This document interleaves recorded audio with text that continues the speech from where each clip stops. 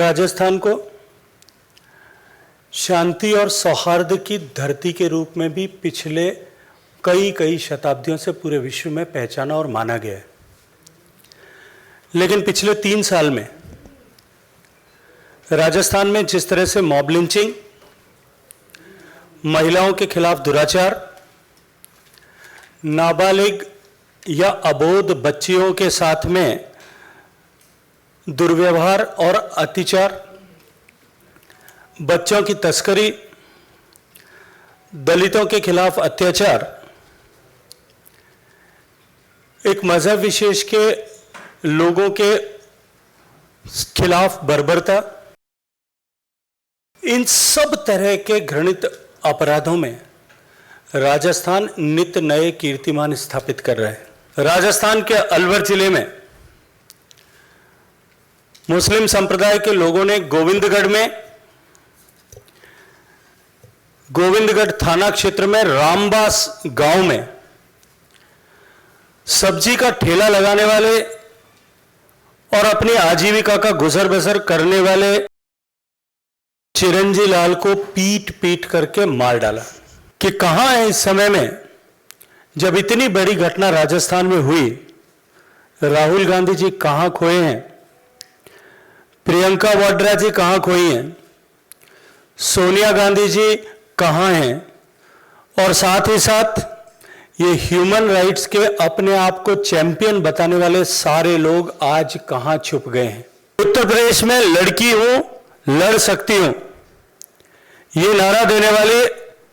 कांग्रेस की आदरणीय महासचिव श्रीमती प्रियंका गांधी वाड्रा जी को लड़कियों की बदहाली क्यों नहीं दिखाई देती? अलवर के रेप के घटना के बाद में जब वो सवाईमाधोपुर में अपने बच्चों के साथ में, अपने परिवार के साथ में शेरनी के बच्चे की अटकेलियां देखने के लिए गई थी, उनको छुट्टी मनाने का समय था, लेकिन अलवर की उस मासूम बेटी की आंसू पहुंचने का समय जो है उनके पास में नहीं था। कि राजस्थान में ज्यादा बलात्कार की घटनाएं इसलिए हो रही हैं कि राजस्थान मर्दों का प्रदेश है। वो राजस्थान जिसने महिलाओं की, राजस्थान के बेटे जिन्होंने महिलाओं की रक्षा और सम्मान के लिए अपनी कई पीढ़ियां, केवल अपने आप को नहीं अनेक पीढ़ियों को खपा दिया, उस राजस्थान के वर्तमान सरकार के मंदिर में बैठ करके कोई व्यक्ति अगर इस तरह की टिप्पणी करे और उस पार्टी के सारे नेता एक साथ ठहाका लगा करके हंसें और सरकार फौरी तौर पर इस बयान से एक किनारा करके अपने आप को अलग करने की कोशिश करे, यह उनके चरित्र का उद्घाटक तो है ही, लेकिन इससे ज्यादा शर्मनाक नहीं हो सकता। साथियों, हम सब जानते हैं कि राजस्थान इस देश में ऐतिहासिक दृष्टिकोण से भी अपनी एक विशिष्ट पहचान रखता है। राजस्थान संस्कृति की धरती है। राजस्थान महिलाओं के सम्मान की धरती के रूप में पूरे देश नहीं दुनिया में जाना जाता है। लेकिन पिछले राजस्थान को शांति और सौहार्द की धरती के रूप में भी पिछले कई शताब्दियों से पूरे विश्व में पहचाना और माना गया है। लेकिन पिछले 3 साल में राजस्थान में जिस तरह से मॉब लिंचिंग, महिलाओं के खिलाफ दुराचार, नाबालिग या अबोध बच्चियों के साथ में दुर्व्यवहार और अत्याचार, बच्चों की तस्करी, दलितों के खिलाफ अत्याचार, एक मजहब विशेष के लोगों के खिलाफ बर्बरता, इन सब तरह के घृणित अपराधों में राजस्थान नित्य नए कीर्तिमान स्थापित कर रहा है। मित्रों, जिस दिन देश आजादी के 75 साल पूरे होने का उत्सव लाल किले के प्राचीर से माननीय प्रधानमंत्री जी के भाषण के साथ मना रहा था, जब देश आजादी की 76वीं वर्षगांठ मना रहा था, उस दिन राजस्थान के अलवर जिले में मुस्लिम संप्रदाय के लोगों ने गोविंदगढ़ थाना क्षेत्र में रामबास गांव में सब्जी का ठेला लगाने वाले और अपनी आजीविका का गुजर बसर करने वाले चिरंजी लाल को पीट पीट करके मार डाला। मैं आज इस प्रेस वार्ता में आप सबके माध्यम से प्रश्न करना चाहता हूं कि कहां है इस समय में, जब इतनी बड़ी घटना राजस्थान में हुई, राहुल गांधी जी कहां खोए हैं, प्रियंका वाड्रा जी कहां खोई हैं, सोनिया गांधी जी कहां हैं, और साथ ही साथ ये ह्यूमन राइट्स के अपने आप को चैंपियन बताने वाले सारे लोग आज कहां छुप गए हैं। मित्रों, इसी क्रम में आप सब मित्रों को जानकारी है कि उदयपुर में जिस तरह की घृणित हत्या, जिस तरह की बर्बर और नृशंस हत्या हुई थी, बार बार पुलिस को मैं जाकर के शिकायत दर्ज कराने के बाद भी,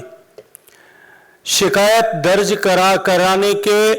बाद बार बार टेलीफोन करके सूचित करने के बावजूद भी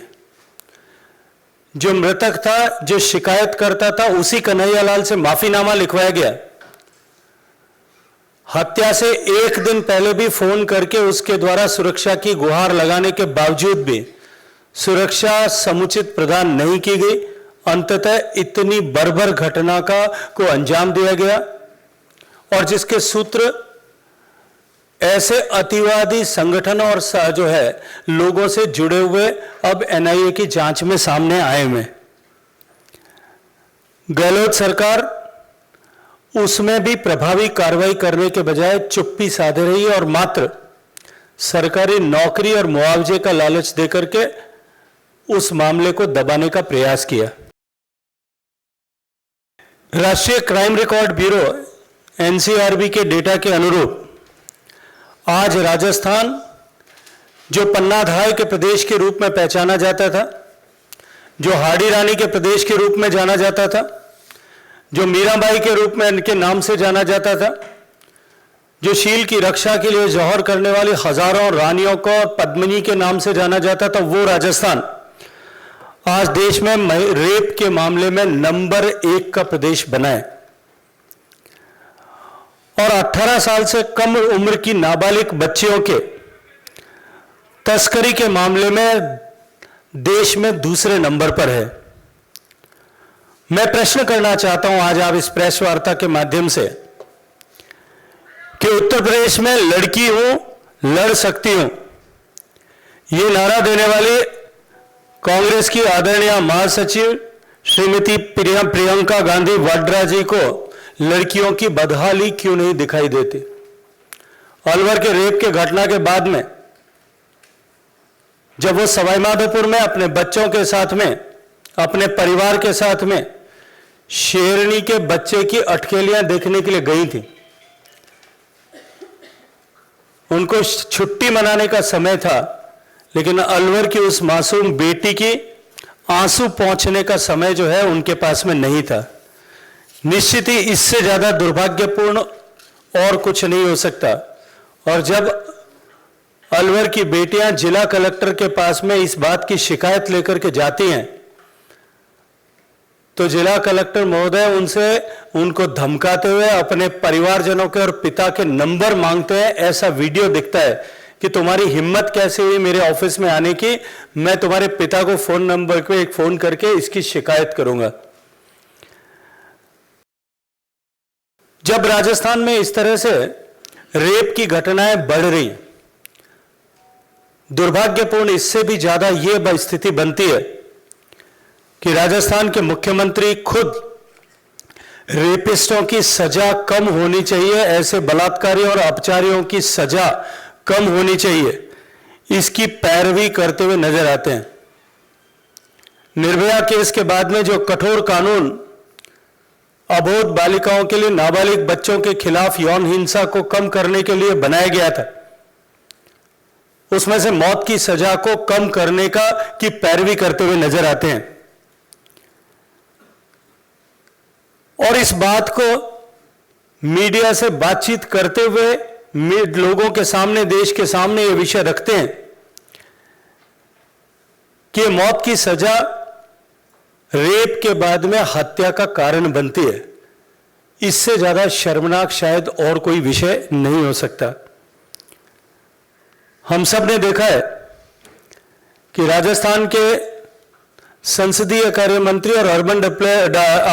development affairs minister Shri Shanti Dhariwal ji किस तरह से सरकार की तरफ से जवाब देते हुए विधानसभा के पटल पर बहुत सहजता के साथ में हंसते हंसते ये बात कहते हैं, और जब वो ये बात कहते हैं तब उनके सारे साथी भी ठहाके लगा करके हंस रहे होते हैं कि राजस्थान में ज्यादा बलात्कार की घटनाएं इसलिए हो रही हैं कि राजस्थान मर्दों का प्रदेश है।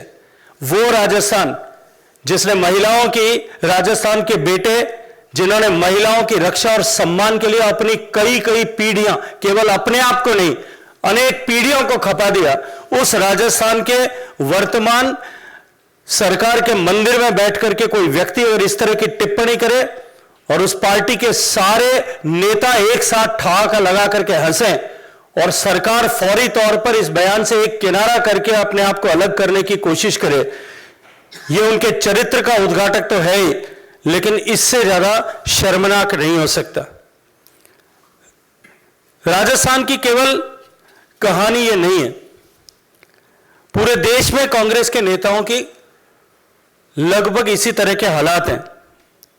कर्नाटक में कांग्रेस के नेता मल्लिकार्जुन खड़गे जी के विधायक बेटे ने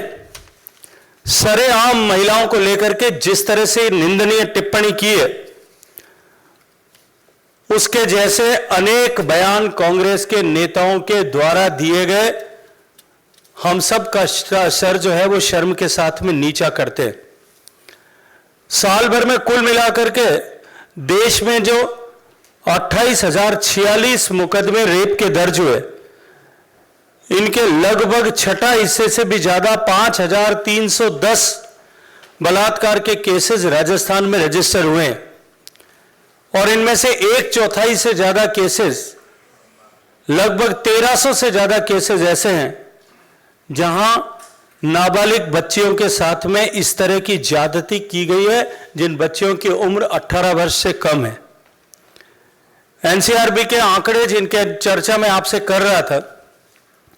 कि राजस्थान लड़कियों, नाबालिग बच्चियों की तस्करी की राजधानी बना है। 53 नाबालिग लड़कियों की तस्करी के मामले पिछले दिनों में एक साल में सामने आए हैं, जिनमें से अधिकांश ट्राइबल बेल्ट के हैं। और अभी कुछ ही दिनों पहले, 2-3 दिन पहले ही एक अखबार ने अपने हेडलाइंस में फोटोग्राफ सहित उनकी मजबूरी को छापा था। 12 नाबालिग बच्चियों की तस्करी करके केरल ले जाया गया था।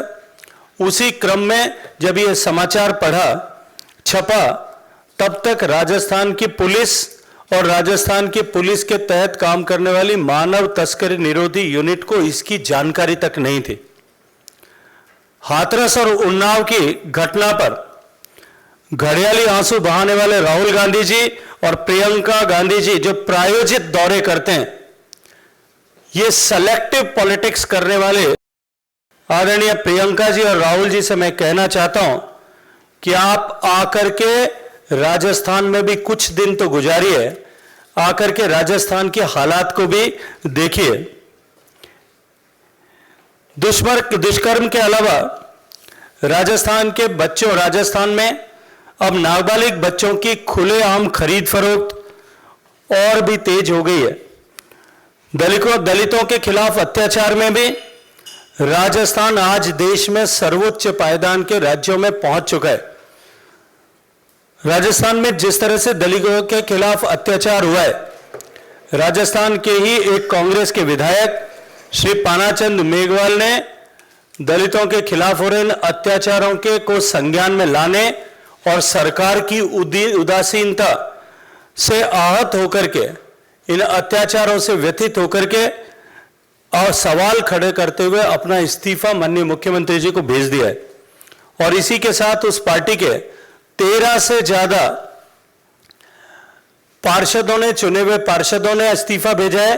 और अनेक विधायकों ने भी अपनी तरफ से प्रश्न चिन्ह खड़े करते हुए बहुत कड़ी प्रतिक्रिया के साथ में पत्र जो है मुख्यमंत्री जी को लिखे हैं। राजस्थान में जिस तरह से पिछले दिनों में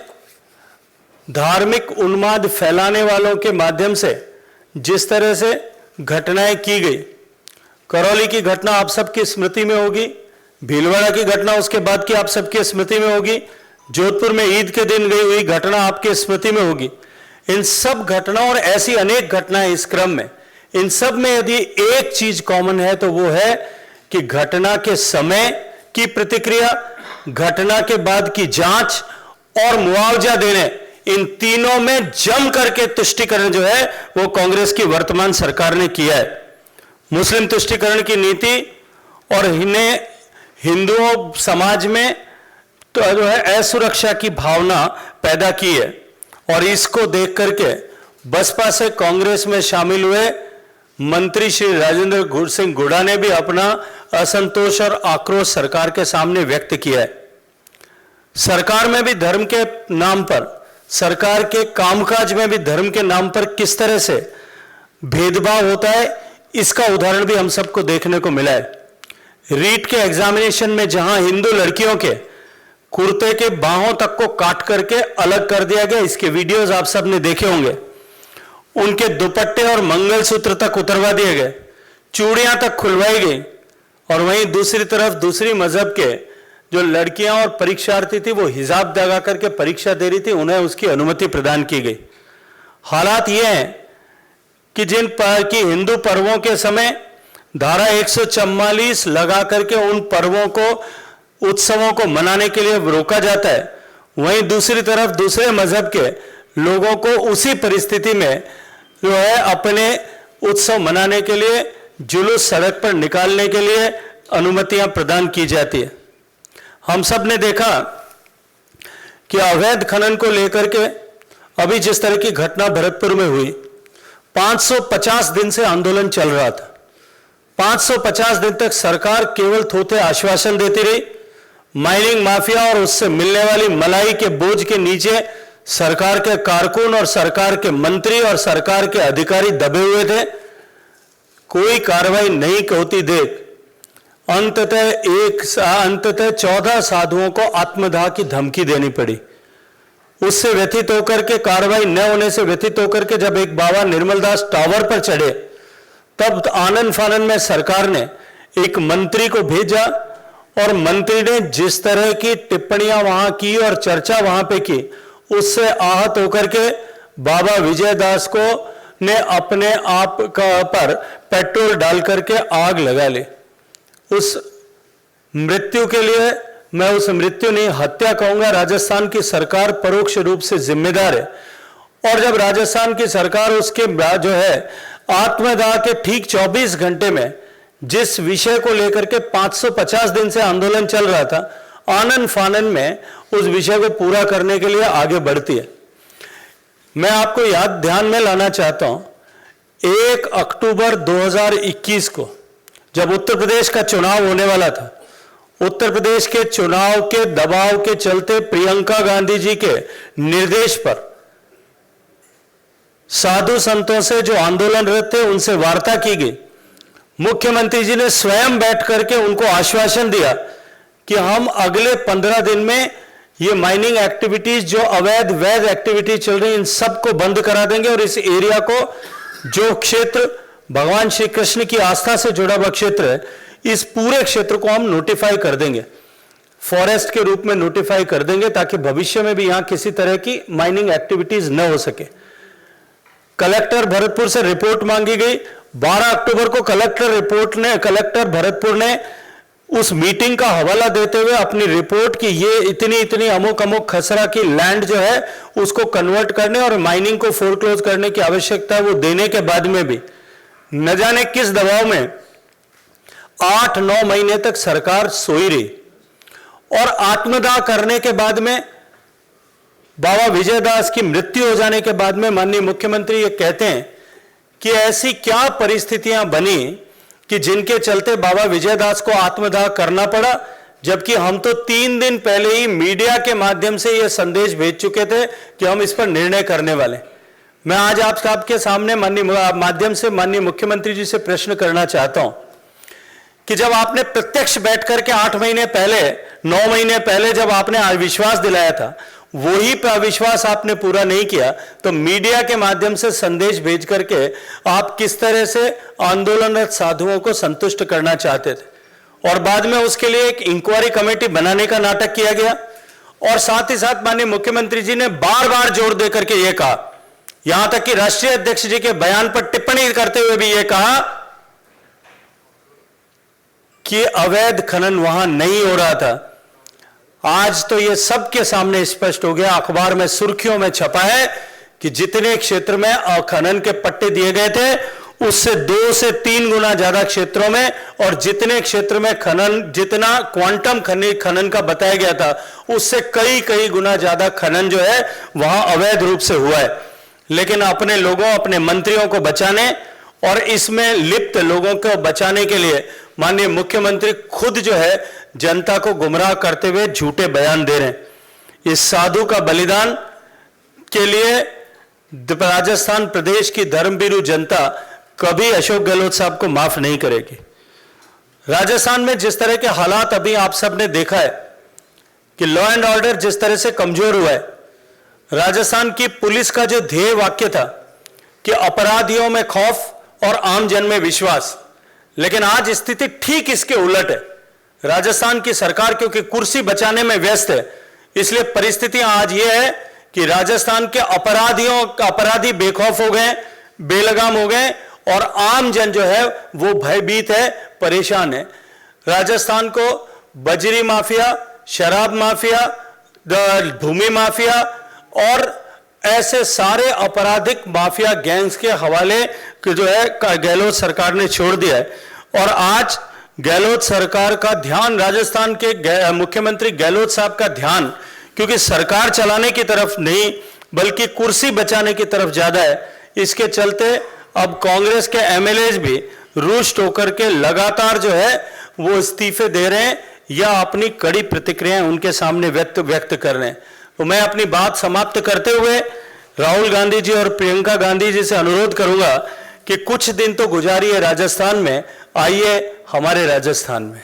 सरकार बर्खास्त करनी या नहीं करनी यह अलग विषय हो सकता है, लेकिन राजस्थान की जनता के मन में इतना आक्रोश है कि वो एक एक दिन गिन करके इस सरकार का कालखंड पूरा होने की जो है वो गिनती गिन रही है। देखिए, मैं उस कार्यक्रम के लिए जिन चैनल्स ने उस कार्यक्रम को दिखाया भी है और जिन्होंने जो इस कार्यक्रम के सूत्रधार थे श्री अनुपम खेर जी, दोनों का अभिनंदन करना चाहता हूं। मित्रों, जैसा माननीय प्रधानमंत्री जी ने कहा कि देश ने आजादी जो लाखों लोगों के बलिदान और लाखों लोगों के योगदान दोनों के कारण से इस देश ने अर्जित की। एक 75 साल का लंबा कालखंड बीतने के बाद लगभग 3 पीढ़ियां जब गुजर चुकी हैं, तब लोगों की स्मृति से आजादी और आजादी के बाद में भारत किस तरह से, किन कारणों से पिछड़ता गया, कहीं ना कहीं हमारी युवा पीढ़ी उससे डिस्कनेक्ट हो गई है। श्री अनुपम खेर जी ने जो 75 साल का एक आकलन परिदृश्य सब देश के सामने रखा कि नेहरू जी के जमाने में किस तरह से 1957 में नेहरू जी देश को लाल किले के प्राचीर से पाकिस्तान को दिल का टुकड़ा कहकर के पुकारते हैं। 1962 के युद्ध में करारी हार और भारत की हजारों स्क्वायर किलोमीटर जमीन के ऊपर अतिक्रमण कर लेने के बलात् अतिक्रमण के बावजूद भी उसको एक सफलता बताने की कोशिश करते हैं। गरीबी हटाने से लेकर के महंगाई हटाने के खोखले नारे देश के सामने वहां गढ़ते और बुनते हुए नजर आते हैं, लेकिन उनका समाधान करते हुए कहीं दिखाई नहीं देते। आजाद होते ही आजाद भारत के लोगों को संबोधित करते हुए शुरुआत के दौर में ही देश के लोगों को कामचोर और आलसी ऐसा ठहराते। काल बीतने के बाद में माननीय इंदिरा गांधी जी के शासनकाल में भी इमरजेंसी लगा करके लोकतंत्र की हत्या का पाप करने के बाद लाल किले के प्राचीर से उसे जस्टिफाई करने और उसके फायदे गिनाने का पाप किया जाता है। बाप और बेटी के नेहरू जी और इंदिरा जी के इस 30 साल के शासन के कालखंड में लगातार गरीबी हटाओ के नाम पर लोगों से मत बटोरे जाते हैं, लोगों के जीवन में परिवर्तन लाने की मात्र चर्चाएं की जाती है, लेकिन उसके बारे में किसी तरह का न तो कोई ठोस विजन और न ही कोई कदम देश को दिखाई देते। मनमोहन सिंह जी के समय की तो शायद मुझे लगता है कि चर्चा करने की भी आवश्यकता नहीं है। उन्होंने तो लोकतांत्रिक भारत में शायद वो एकमात्र ऐसे व्यक्ति होंगे कि उन्होंने लाल किले के प्राचीर पर खड़े होकर के ये कहा कि हमारी नेता सोनिया गांधी जी, जो न किसी संवैधानिक पद पर है, न उनका किसी तरह का आजादी की लड़ाई में योगदान है, न उनका और किसी तरह का सामाजिक योगदान है, वो उनको लाल किले के प्राचीर पर खड़े होकर के हमारी नेता कह करके अपनी दास्ता को जो है दिखाने की कोशिश करते हैं। उसके उलट पिछले 8 साल में जिस तरह से देश को आगे बढ़ाने का एक ठोस विजन और आगे 25-50 साल तक को हम देश को किस रास्ते पर ले जाकर के आगे बढ़ाएंगे, यह देश ने पिछले 8 साल में देखा है। चाहे देश को आत्मनिर्भर बनाने की कल्पना हो, चाहे देश को ऊर्जा के दृष्टिकोण से आत्मनिर्भर बनाने की कल्पना हो, चाहे देश के सामान्य मानवी के जीवन में परिवर्तन लाने का संकल्प देश के सामने रखना, और उन सब संकल्पों को सिद्ध करते हुए हम किन मुकाम तक पहुंचे, अगले बार एक भाषण से दूसरे भाषण के बीच में 1 साल के कालखंड में हमने क्या उपलब्धियां हासिल की है, उनके बारे में भी देश के साथ में खुशी से साझा करना, ये जो नई परंपरा और नई दिशा देश को माननीय प्रधानमंत्री जी ने दी है, ये आकलन जो है, ये निश्चित ही इस आकलन के लिए मैं एक बार फिर अनुपम खेर जी का धन्यवाद करना चाहता हूं। क्या इस बात का मौलिक अधिकार अरविंद केजरीवाल साहब के पास में है? क्या इस बात के हकदार भी वो हैं कि वो इस तरह की चर्चा करें? दिल्ली के 2 करोड़ से ज्यादा लोग उनसे पूछना चाहते हैं कि जिस दिल्ली को स्वर्ग बनाने की बात आपने की थी, जिस दिल्ली में एजुकेशन हब बनेगा, दिल्ली के स्कूल एजुकेशन को हम अपग्रेड करेंगे, उनकी चर्चा उन्होंने की थी। दिल्ली के हॉस्पिटल और स्वास्थ्य नेटवर्क की चर्चा जो उन्होंने की थी, दिल्ली की यमुना नदी को हम स्वच्छ बनाएंगे और टेम्स के जैसे स्वच्छ करेंगे, उसकी बातचीत उन्होंने की थी। ऐसा कौन सा वादा है जो उन्होंने पूरा किया है?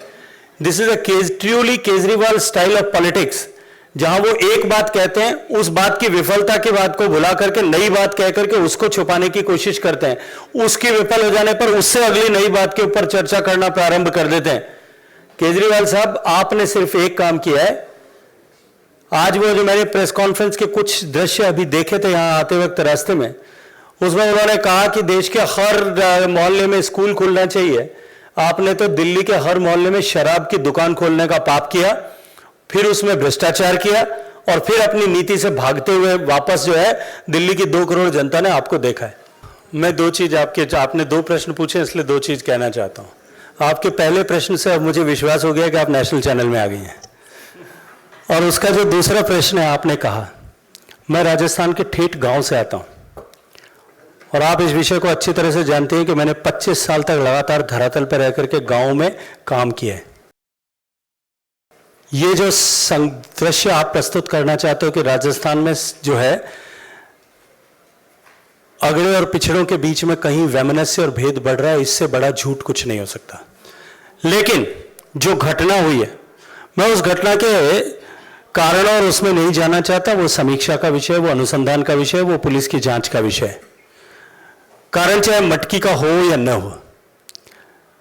जिस तरह की रिपोर्ट्स न्यूज़पेपर्स में आई है, वहाँ मटकी नहीं थी, वहाँ सभी साथ पानी पीते थे। दोनों जो है टीचर्स भी ऑलमोस्ट आधे आधे थे, स्कूल को ओन भी दोनों ही समाजों के ऐसे लोग मिलकर के करते थे। लेकिन जो कुछ हुआ है वो दुर्भाग्यपूर्ण है, और अगर ये केवल एक घटना होती तो शायद राजस्थान के लोग इसको माफ कर सकते थे। ऐसी कितनी घटनाएं हुई जिस दिन देश, जो अभी मैंने जैसे कहा कि जब देश आजादी का 75वां वर्ष मना रहा था, रामगढ़ में एक व्यक्ति की हत्या कर दी गई। आज ही समाचार पत्रों ने छापा है, जयपुर में एक दलित महिला, जयपुर जिले में, मात्र इसलिए, जो टीचर है स्कूल में काम करती है, मात्र इसलिए कि वो कुछ लोगों से उधार पैसे मांगती थी, अपने उधार का तकाजा करने के लिए उसके ऊपर जो है वो पेट्रोल डाल करके सरेआम लाग दी जाती है। वो 70% जली हुई अवस्था में आज जीवन और मृत्यु से एसएमएस में संघर्ष कर रही है। ऐसी सैकड़ों घटनाएं देखने को मिलती हैं। तब विषय ये नहीं होता कि समाजों के बीच में वैमनस्य, विषय ये होता है कि सरकार इन सब विषयों पर ठीक से समय रहते कार्रवाई क्यों नहीं करती। देखिए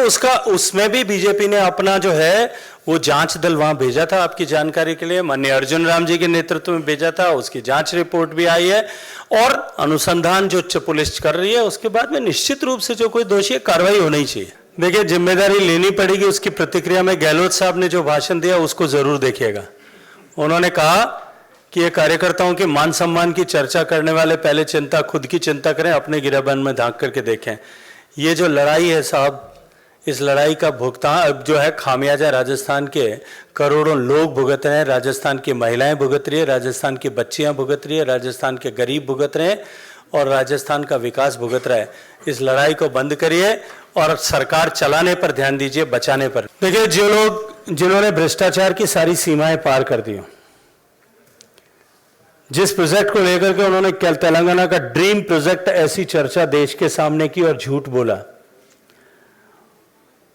जिस प्रोजेक्ट की प्रॉपर स्टैट्यूटरी क्लियरेंस तक नहीं लेकर के उस प्रोजेक्ट को बनाने की कोशिश की, मैं आग्रह करूंगा कि आपको जाकर के उसको देखना चाहिए। वो कालेश्वरम के तीनों पंप हाउसेज, जो तीनों बराजेज हैं, उनके पंप हाउस डूबे हुए और हजारों करोड़ रुपए का गबन पहले जो उसमें हुआ था, उनको अब भरपाई करने के लिए, उन सारे पंप्स को रीइंस्टॉल करने के लिए, क्योंकि वो टेक्निकली अपराइज्ड नहीं था, फेल हो गया था, तकनीकी दृष्टि से सही नहीं बनाया गया था। पहले हजारों करोड़ का भ्रष्टाचार हुआ, अब उसको वापस डूबने के बाद में वापस रिपेयर करने में फिर हजारों करोड़ रुपए का भ्रष्टाचार होगा, ऐसा सबको दिखाई दे रहा है। देखिए राष्ट्रभक्त और राष्ट्रद्रोही की कोई जाति और मजहब नहीं होता। हम अशफाक उल्लाह खान को भी उसी सम्मान के साथ में देखते हैं जिस सम्मान के साथ में भगत सिंह को देखते हैं, जिस सम्मान के साथ चंद्रशेखर को देखते हैं, जिस आज़ाद को देखते हैं, जिस सम्मान के साथ में नेताजी सुभाष चंद्र बोस को देखते हैं। और इस देश में देश विरोधी गतिविधियां करने वाले लोग, जो देश को कमजोर करने वाली ताकतें हैं, वो देश के अंदर हैं या देश के बाहर कहीं भी हैं, हमारी नीति उनके प्रति जीरो टॉलरेंस की, हम उनको नहीं बख्शेंगे। ये अनेक बार अपनी कथनी और करनी दोनों से मोदी सरकार स्पष्ट कर चुकी है।